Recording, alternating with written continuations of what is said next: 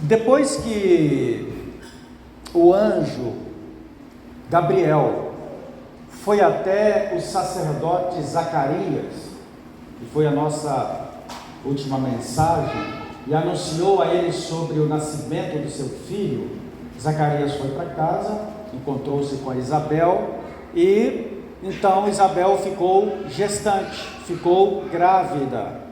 É o que nós lemos na palavra do Senhor.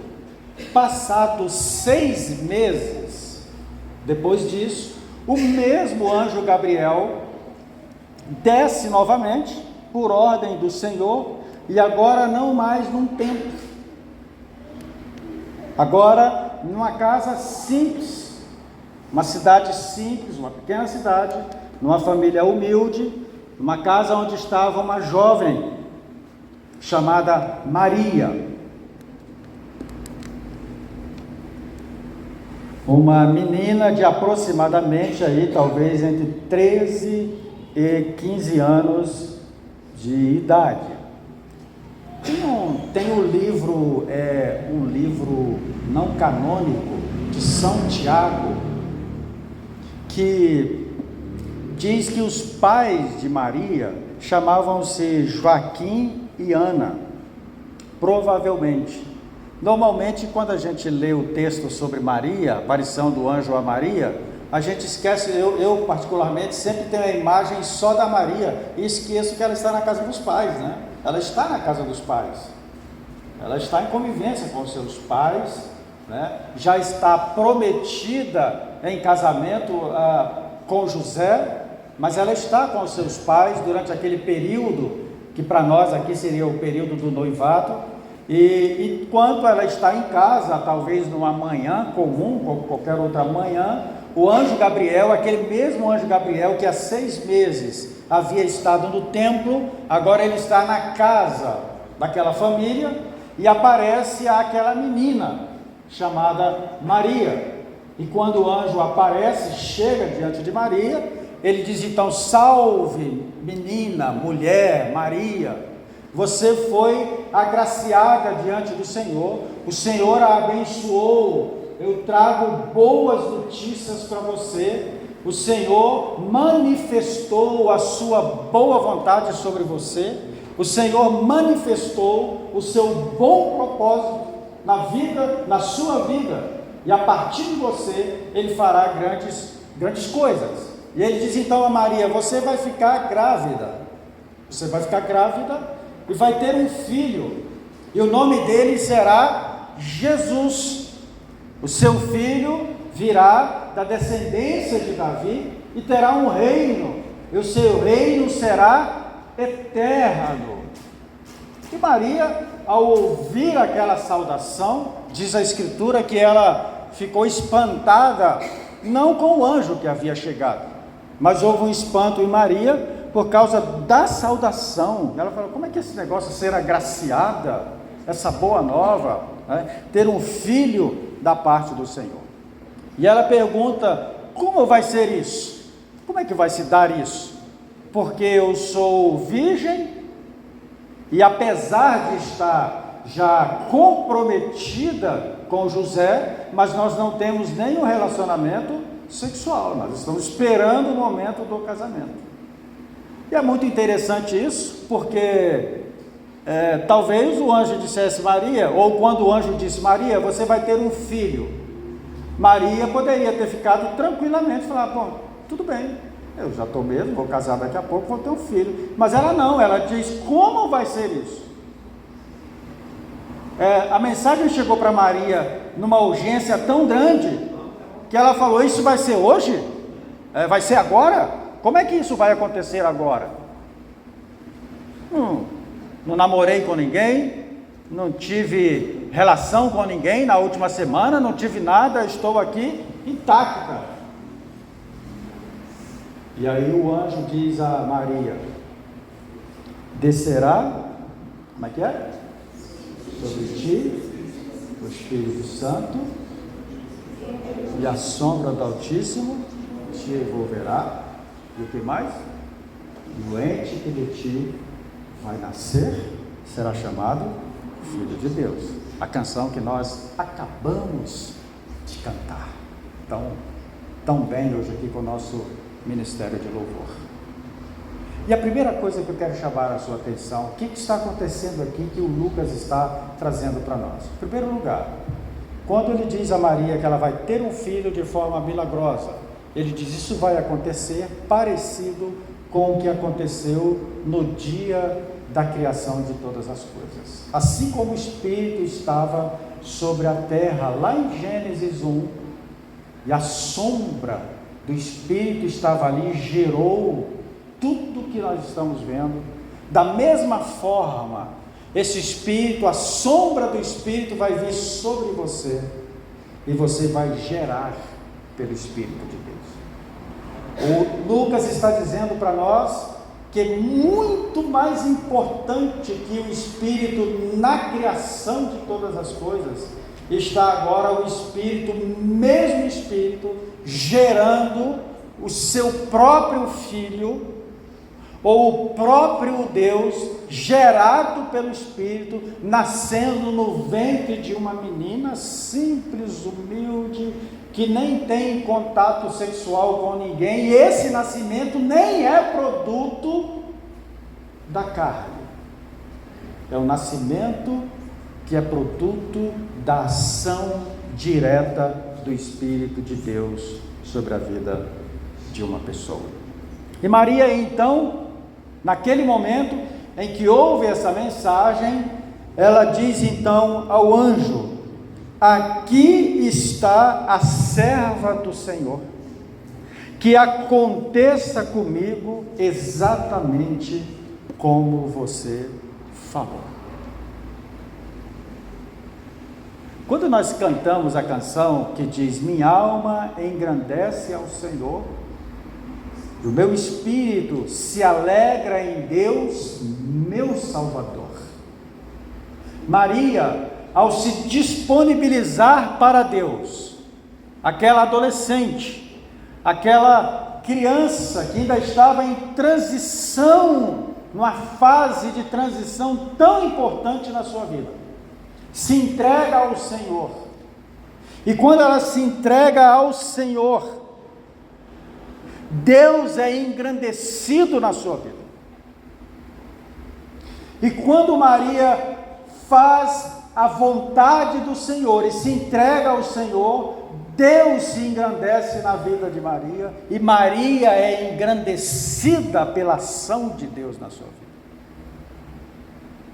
Então, quando ela recebe a mensagem de todo o seu coração, mas não apenas recebe como alguém que ouve e passa despercebido, mas alguém que se dispõe e diga: faça-se comigo conforme a tua vontade.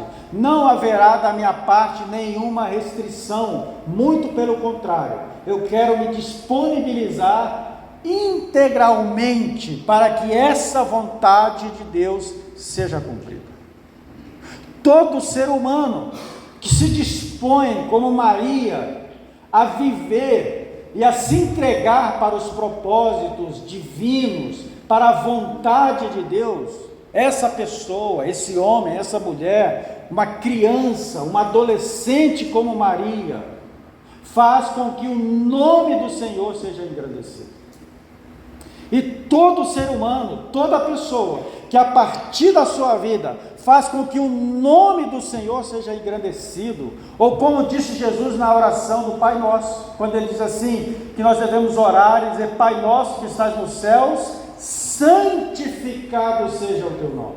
Como é que Deus santifica o seu nome? Deus santifica o seu nome quando Ele santifica o seu povo. Quando Ele santifica o seu povo, a vida do seu povo santifica o seu nome entre as nações. Quando o Espírito do Senhor faz morada em nós, nós nos tornamos testemunhas do Senhor Jesus, e essa vida de testemunho santifica o nome de Deus entre todas as pessoas e todas as nações. Maria então diz: cumpra-se em mim conforme a tua vontade.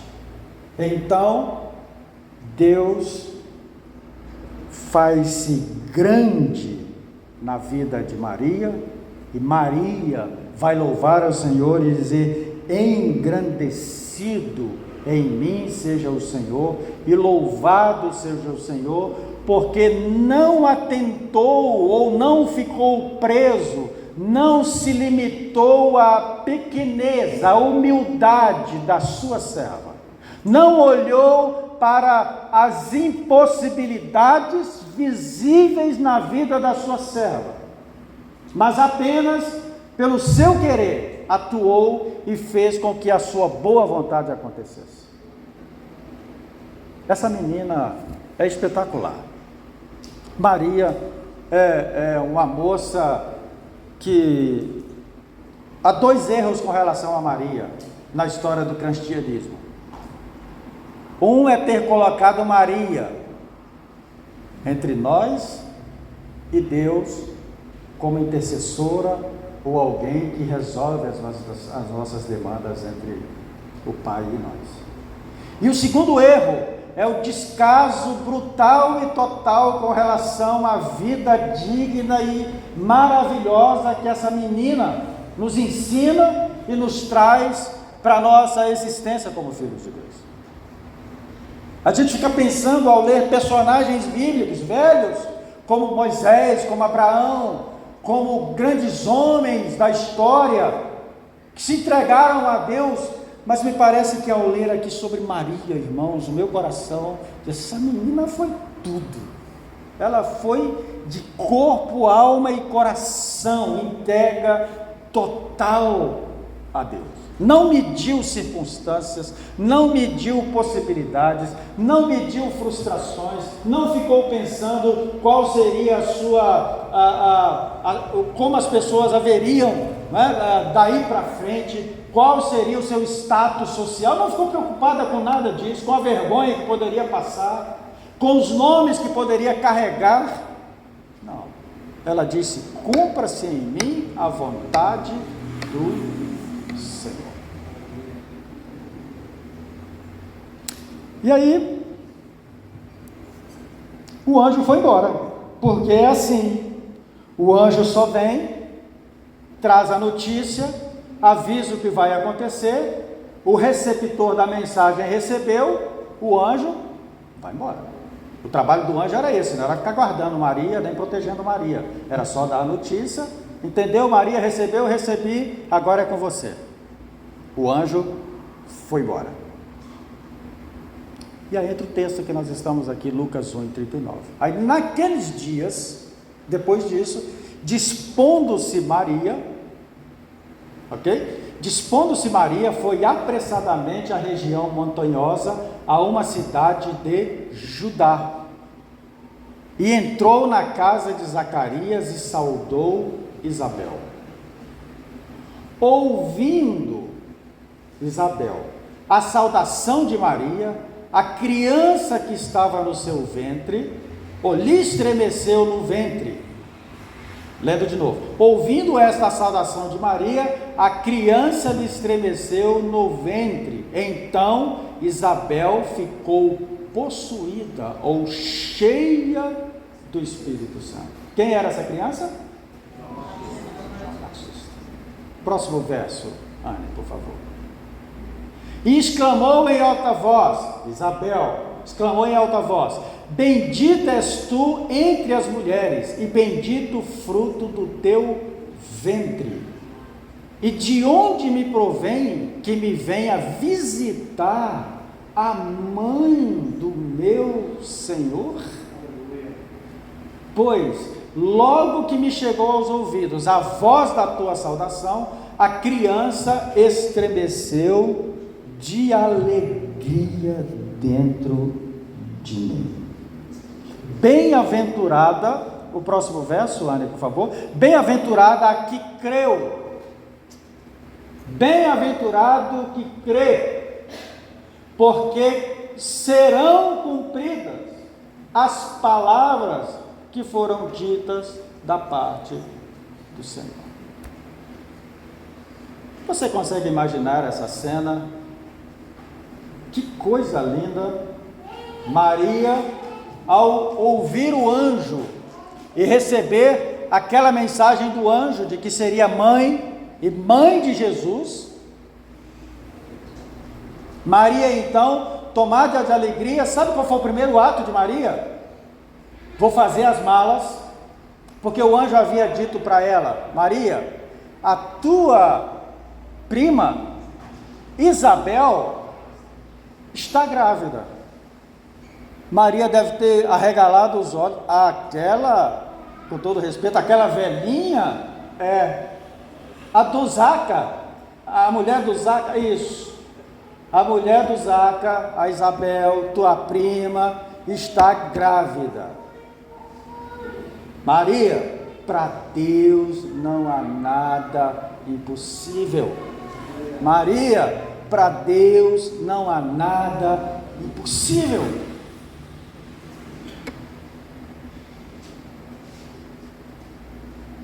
Aí a Maria, sabendo disso, eu acredito, irmão, não está dito no texto, tá bom? Eu tentei pesquisar sobre isso, é só uma ideia. Provavelmente Maria ficou grávida logo naquela hora que o anjo saiu. Logo depois, Maria já ficou grávida. Provavelmente, tá bom? Mas uma ideia, pode ter acontecido isso. E Maria então, levantando-se, aprontou-se depressa e falou: eu preciso visitar a minha prima Isabel. Foi o primeiro ato de Maria. Como é que pode? Uma menina, adolescente, iniciando a vida, recebe aquela mensagem toda, aí fica sabendo que a prima, que é idosa, está gestante também. Aí a ideia dela: eu preciso ir lá ajudar a minha prima. E ela corre, faz as malas, arruma todas as coisas. Provavelmente a distância de onde Maria estava até a casa de Isabel dava 150 quilômetros. Naquela época, para você fazer 150 quilômetros, você gastava aproximadamente 5 dias. Porque Maria era pobre, ela ia fazer aquela viagem a pé. Só os ricos tinham burrinho, cavalo, jumento. Os pobres iam a pé. E as pessoas andavam em média 30 quilômetros por dia numa andança e peregrinação. Essa estrada, dizem os historiadores, que levava da casa de Maria até a casa de Isabel, era um percurso muito perigoso, um percurso onde havia muitos assaltantes, um percurso onde você poderia sofrer muitos embates. Dizem que provavelmente José tenha ido junto com Maria. Dizem, tá bom? Que provavelmente José, quando viu Maria fazer as malas, Maria começa a fazer as malas, arrumar as coisas, começa a arrumar tudo para fazer uma viagem, avisa para o José tudo o que está acontecendo,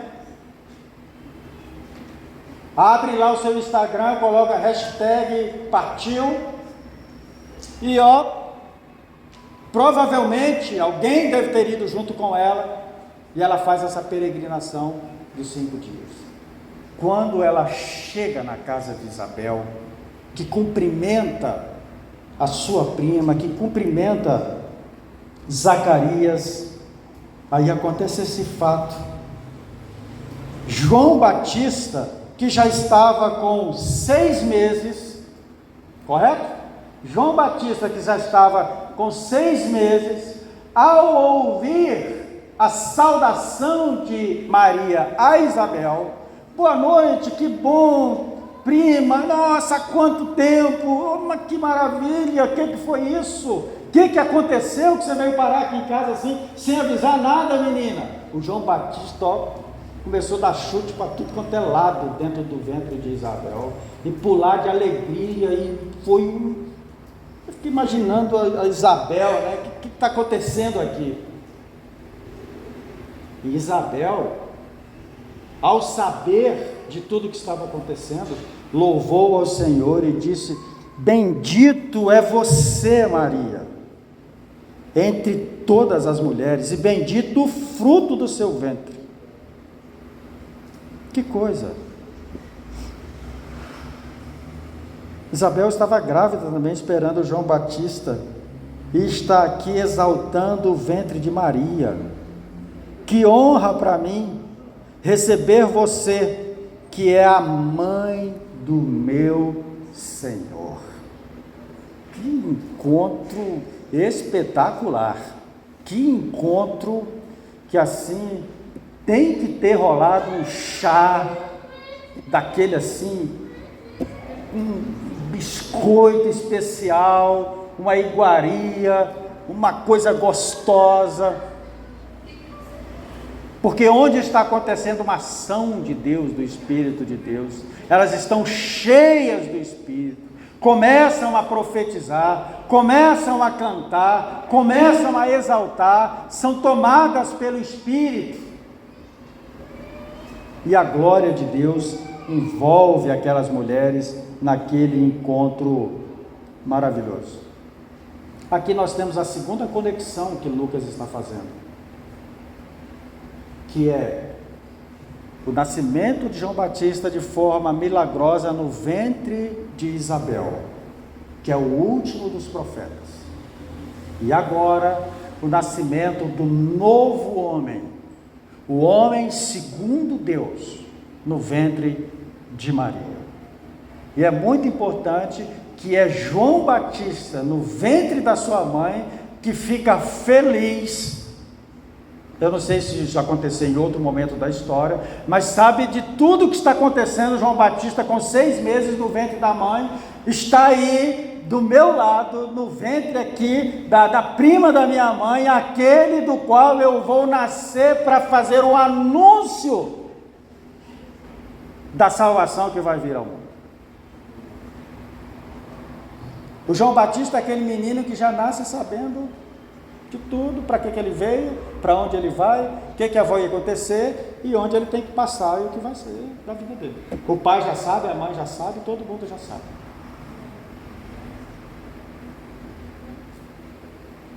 É nesse encontro que se manifesta o louvor, a ação e a glória de Deus. É nesse encontro de 2 mulheres, uma idosa e uma criança, vou chamar de criança, de 13 anos, onde está se manifestando a ação de Deus na história. É nesse encontro simples, onde a mão de Deus está sendo manifestada de modo poderoso na história da humanidade. Humanidade passada e a humanidade que vem depois desse encontro.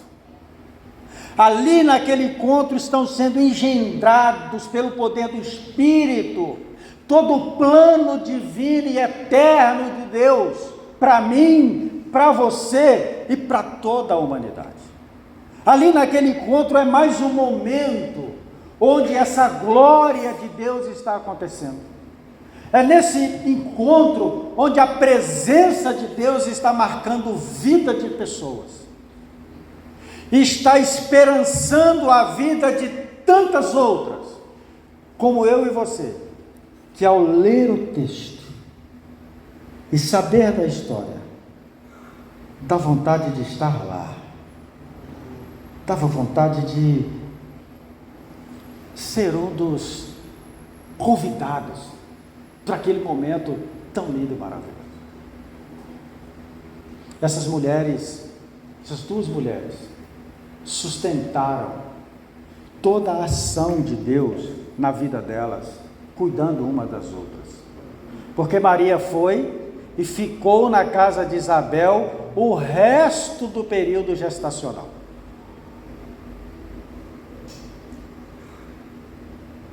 Uma menina resolveu: vou ficar com você, vou estar com você, vou te ajudar, até que o João Batista nasça.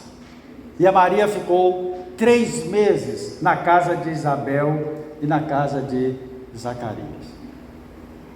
Aí você pode imaginar, João Batista 7 meses, Jesus 1 mês, 2, João Batista 8 meses, Jesus 3 meses, João Batista 9 meses, e está ali dentro daquela casa acontecendo um mundo de coisas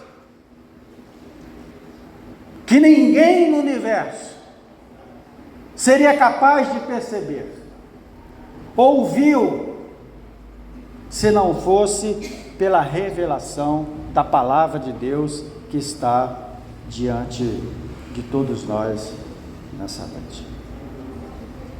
E aí, então Isabel diz: bem-aventurada a que creu, porque serão cumpridas as palavras que lhe foram ditas da parte do Senhor. Aí você pode perguntar: bom, e o que isso tem a ver comigo, né? Tem tudo a ver com você, né? Tem tudo a ver comigo. É o Salvador que está nascendo, sim, importante. É o João Batista que está nascendo, sim, isso tudo é muito importante.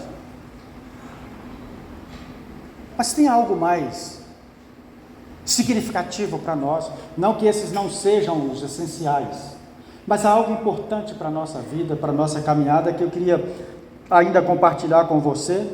Eu quero ler algo que eu pensei da Bíblia, a mensagem, no comentário, a abertura do livro de Josué, na Bíblia, a mensagem. O Eugene Peterson diz assim: o que em geral nós consideramos muito religioso, como por exemplo ideias, verdades, orações, promessas, crenças, cultos, nunca e nada disso subsiste por si só, à parte de pessoas identificadas e de lugares reais. Nada faz sentido se não for na vida de pessoas, pessoas reais, pessoas identificadas, pessoas que são partes da história. Ele continua dizendo: o Evangelho de Jesus não tolera as grandes ideias, as verdades grandiosas ou os pensamentos inspirados, desconectados das pessoas e dos lugares onde eles ocorrem. O grande amor e o propósito de Deus para conosco são realizados em meio à confusão, em meio a tempestades, em meio a céu aberto ou céu fechado, em meio a pecados ou santidades, em meio a rotina de trabalhos e sonhos. Eles trabalham de acordo com o que somos e não com o que deveríamos ser. Tudo que está acontecendo aqui na vida de Isabel e de Maria, ou melhor, na vida do universo, está acontecendo entre duas pessoas, uma menina e uma mulher idosa, e os seus correspondentes. Todo ato milagroso de Deus é aquilo que está acontecendo em vidas, em pessoas. Às vezes nós pensamos que a ação do Espírito é uma fumaça aqui por cima desse templo, alguma coisa rodeando aqui, como se nós disséssemos: agora desce. Não. É o Espírito dentro de você, a partir de você, na sua história, na sua vida, nos seus afazeres cotidianos.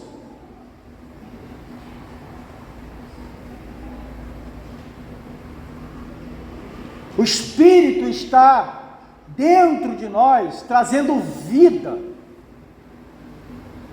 Trazendo vida. Onde nós estamos. As realidades de Deus acontecem na vida de pessoas.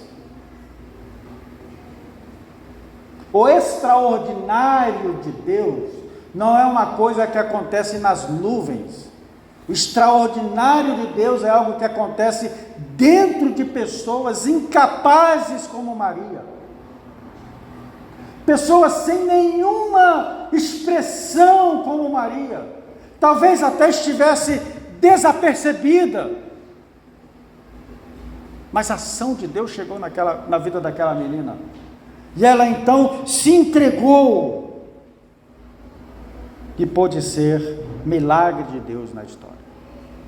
Nós oramos por milagres, sempre, nós pedimos milagres, e às vezes oramos assim, sem perceber, porque não apresentamos ou não nos apresentamos como um milagre. Às vezes nós somos capazes de orar por alguém que está tendo necessidade básica, essencial da vida. Aí nós oramos: Senhor, faça o milagre. E esquecemos de orar: Senhor, me faça o milagre para essa circunstância.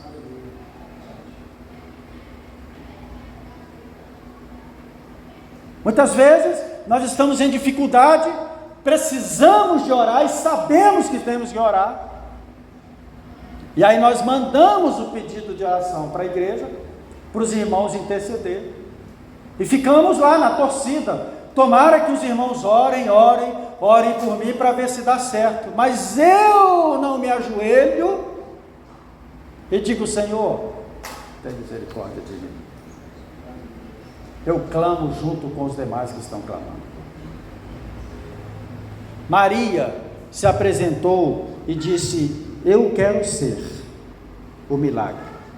Eu quero ser a portadora do milagre. Eu quero ser o ventre, a vida que vai dar vida ao homem que vai mudar a história da humanidade. O Deus, o nosso Deus, irmãos, é um Deus que se manifesta nos encontros.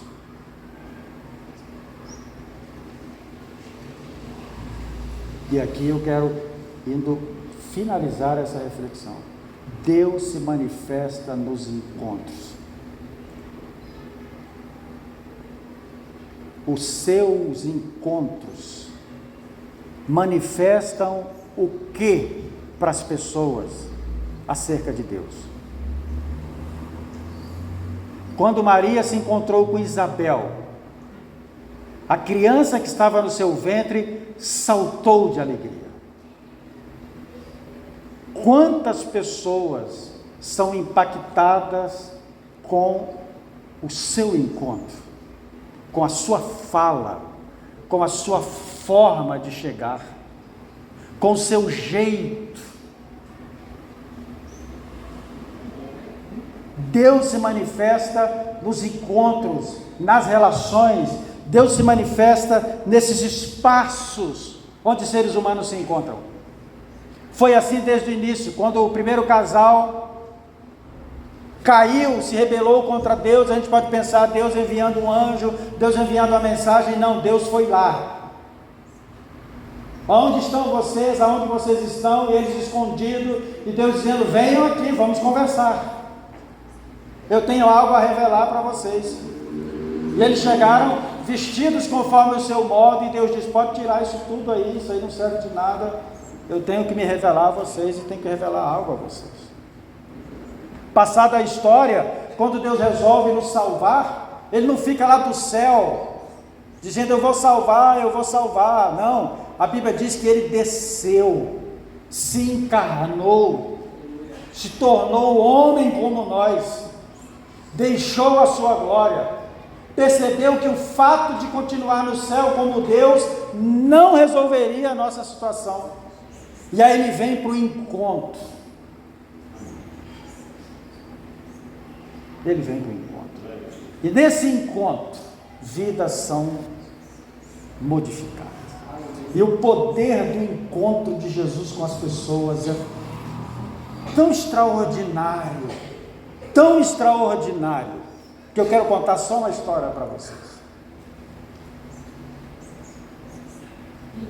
Levam a Jesus uma mulher adúltera, ou pega em adultério, e estão com a lei na mão,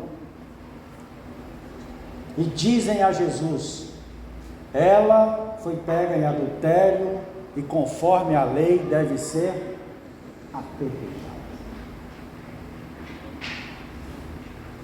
Aí o que Jesus disse? Quem não tiver pecado, atire. Irmãos, isso é que a gente pode chamar de poder de Deus.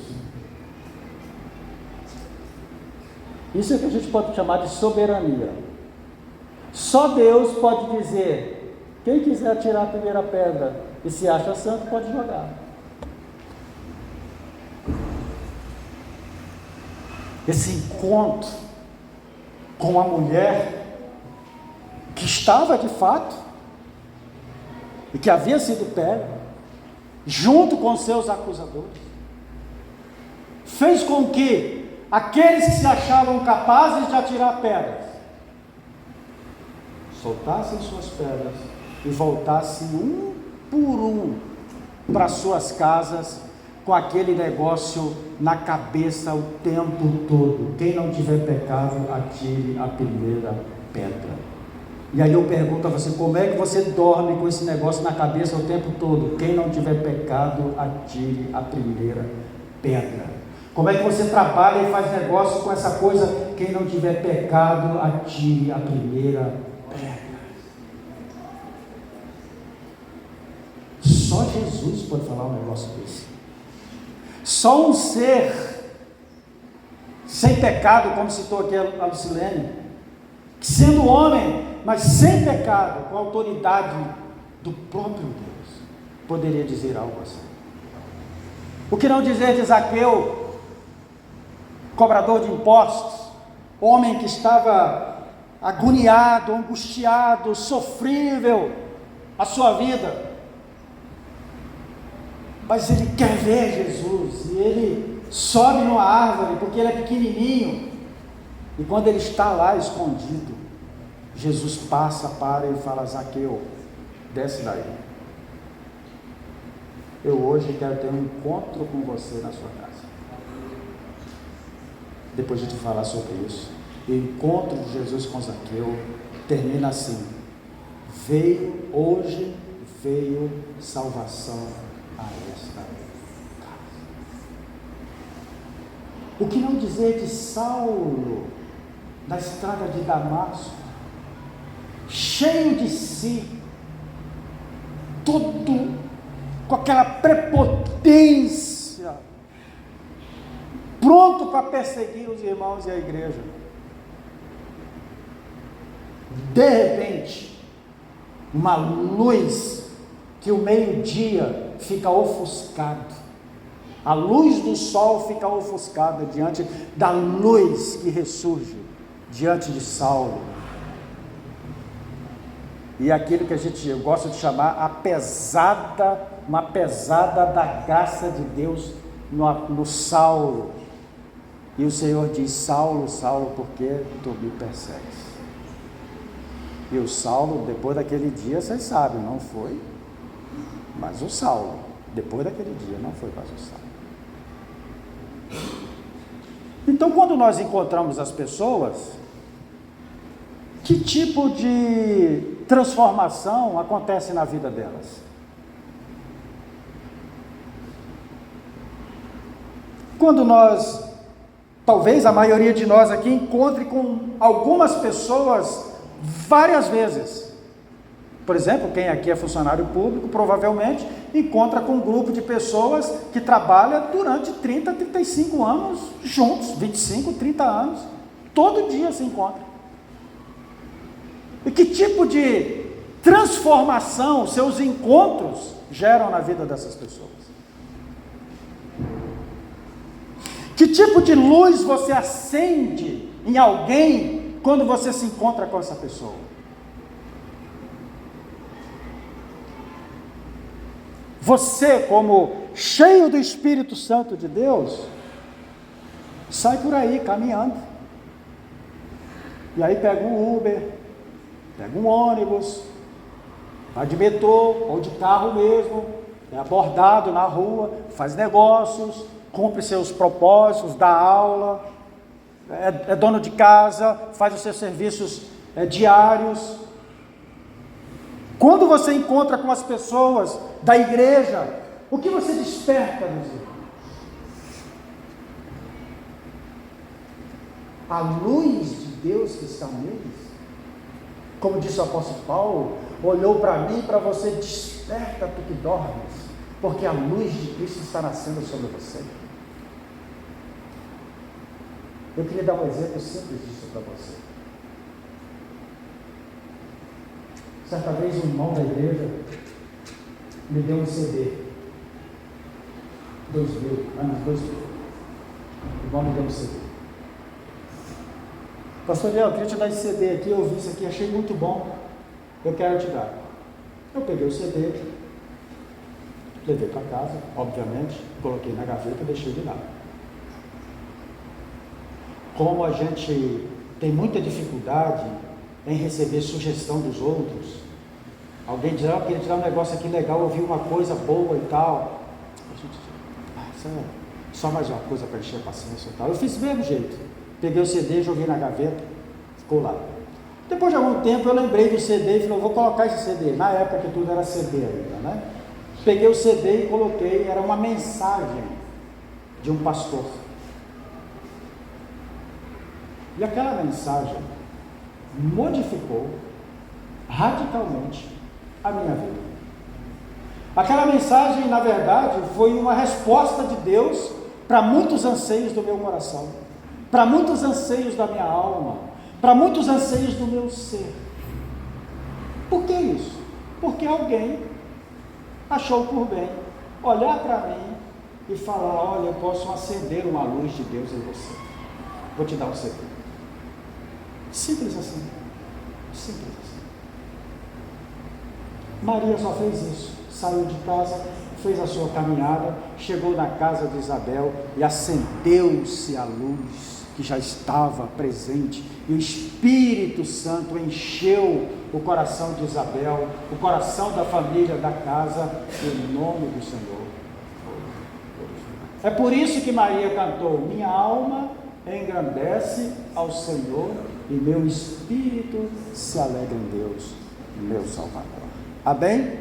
Vamos ficar em pé e vamos para casa cantando essa música, porque a minha alma se alegra em Deus, o meu Salvador, porque Ele tem feito coisas poderosas.